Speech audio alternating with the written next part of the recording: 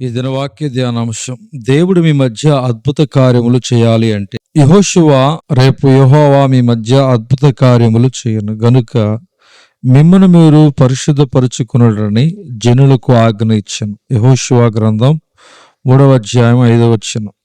నీ దేవుడని యెహోవా నిన్ను విడిపించుటకును నీ శత్రువులను నీకు అప్పగించుటకును నీ పాలెములో సంచరించుచుండును గనుక ఆయన నీలో అసహ్యమైన దేనినైనను చూచి నిన్ను విడవకుండానట్లు నీ పాలెము పరిశుద్ధముగా ఉండవలను. ద్వితీయోపదేశకాండం 23వ అధ్యాయము 14వ వచనం. దేవుడు రేపు మీ మధ్య అద్భుత కార్యములు జరిగించబోతున్నాడు కనుక మిమ్మును మీరు పరిశుద్ధపరచుకునుడి అని యెహోషువ జనులకు ఆజ్ఞించాడు. ఇది వినుచున్న వారలారా, ఎంతమంది ఈ సంవత్సరంలో దేవుని యొక్క అద్భుతాలను స్వతంత్రించుకోవాలని ఆశిస్తున్నారు? అయితే గమనించండి, దేవుడు అద్భుతములు ఆశ్చర్యకార్యములు చేయడానికి సిద్ధంగా ఉన్నాడు. కానీ ఒక షరతు, మనము క్రీస్తు యొక్క రక్తములో కడగబడి పరిశుద్ధపరచబడాలి, పరిశుద్ధమైన జీవితమును జీవించాలి.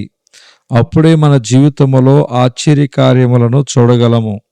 రెండవది, ఆయా సందర్భాలలో దేవుడు మన పాలెములో సంచరిస్తాడు. అనగా మన వీధిలో, మన గ్రామములో, మనము నివసిస్తున్న అపార్ట్మెంట్లో, మన గృహములో సంచరిస్తాడు. కాబట్టి నేను మిమ్మల్ని దీవించడానికి, విడిపించడానికి, మీకు విజయాన్ని ఇవ్వడానికి మీ దగ్గరకు వచ్చినప్పుడు మీరు పాపము చేస్తూ కనిపిస్తే, చూడకూడని వాటిని టీవీలో, సెల్ ఫోన్లో చూస్తూ కనిపిస్తే, నీవు నీ భార్య లేదా నీ భర్తతో గొడవలు పడుతూ కనిపిస్తే, ఇంట్లో అసమాధానము, పాపము కనిపిస్తే, ఇంట్లో వాక్యానికి విరుద్ధమైన వాతావరణము కనిపిస్తే, నేను మిమ్మను అసహించుకొని మీ పాలెమును, మీ గృహమును దాటి వెళ్ళిపోతాను. కావున మీరు మీ ఇంట్లో పరిశుద్ధముగా జీవించాలి, అప్పుడే మిమ్మలను దీవించగలను అని దేవుడు అంటున్నాడు. సహోదరి, సహోదరుడా, దేవుడు మన కోసము దాచిపెట్టిన అద్భుత ఆశ్చర్యకార్యములు, జవాబులు ఈ సంవత్సరం పొందుకోవాలంటే మనము దేవునికి అంగీకారముగా పరిశుద్ధముగా జీవించాలి. మనము ఎక్కడెక్కడ పరిశుద్ధముగా జీవించాలో మనం చూద్దాం.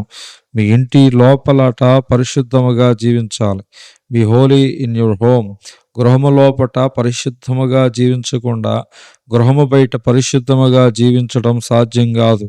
గృహము లోపట పరిశుద్ధముగా జీవించాలంటే మొదట నీ శరీరము అనే గృహములో నీ హృదయము పరిశుద్ధంగా ఉండాలి. ఎందుకనగా హృదయము నిండిన దానిని బట్టి నోరు మాట్లాడుతుంది. హృదయము నిండిన దాన్ని బట్టి కళ్ళు చూస్తాయి, చెవులు వింటాయి, శరీరము ప్రవర్తిస్తుంది. నా ఇంటిలో ఏ దుష్కార్యము నేను చూడను, ఏ పాపమునకు చోటివ్వను అని నీవు తీర్మానము తీసుకోవాలి. ప్రియ సహోదరి, సహోదరుడా, దేవుడు నీ కోసం దాచిపెట్టిన నీవు ఎన్నడూ ఊహించని ఆశీర్వాదాలు, దీవెనలు, ఆశ్చర్యకార్యములు నీ జీవితములో, నీ ఇంటిలో చేయుటకు రాబోతున్నాడు. ఆయన నిన్ను దీవించడానికి ఎప్పుడు వస్తాడో, ఆయన ఎప్పుడు వచ్చి నిన్ను దీవెనలతో ఆశ్చర్యపరుస్తాడో నీకు తెలియదు. కావున నీవు ప్రతిక్షణం సిద్ధముగా పరిశుద్ధంగా ఉండాలి. అప్పుడే దేవుడు నీ కోసం తీసుకువచ్చిన దీవెనలను స్వతంత్రించుకోగలవు. మీ దేవుని సన్నిధిని కనబడుటకై సిద్ధపడుడని ఆమోసు గ్రంథం 4వ అధ్యాయం 12వ వచనములో చెప్పబడింది. దేవుడి తన వాక్య ధ్యానం దేవుడు దీవించునుగాక. ఆమేన్.